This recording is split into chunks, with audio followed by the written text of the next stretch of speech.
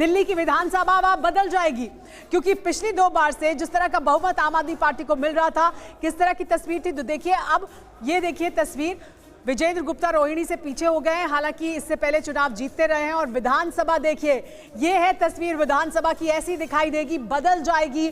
42 seat BJP को मिल रही है और बीजेपी बड़ी बढ़त बनाए हुए है इन 42 सीटों पर। 28 सीटों पर आम आदमी पार्टी बढ़त बनाए हुए है और कांग्रेस पार्टी जो 1 सीट से आगे चल रही थी, अब उस 1 सीट से भी पीछे हो गई है। यानी बादली की सीट कांग्रेस पार्टी के खाते में फिलहाल कुछ दिखाई नहीं दे रहा है, तो विधानसभा में उनकी मौजूदगी भी नहीं दिखाई दे रही है।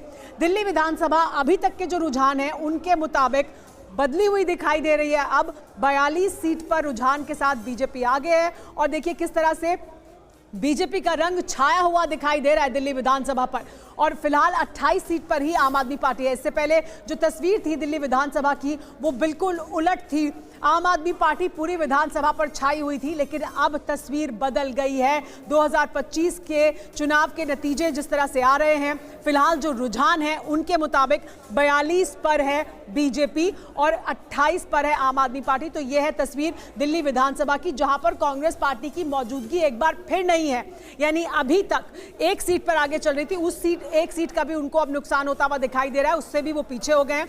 बादली की सीट से यहां पर प्रदेश अध्यक्ष भी अब कांग्रेस पार्टी के पीछे होने से कांग्रेस पार्टी एक बार फिर ऐसा लगता है कि क्या शून्य पर ही पहुंच जाएगी। तो दिल्ली विधानसभा ऐसी दिखाई देगी, लेकिन कौन से फैक्टर्स क्या प्रभाव कर रहे हैं और किस तरह से रुझान आगे बढ़ रहे हैं, वापस रुक करते हैं लोअर स्टूडियो का। Over to you Sameer. तो सुमेरा, आपने विस्तार से बताया और दिखाया भी कि जो नई विधानसभा है वो कैसी नजर आएगी, उसकी सूरत क्या होगी। कांग्रेस के लिए स्थिति में कोई बदलाव नजर नहीं आ रहा है। कांग्रेस इस बार भी, फिलहाल जो रुझान हमारे पास आए हैं उसके मुताबिक कांग्रेस को कोई सीट मिलती हुई नहीं दिख रही है।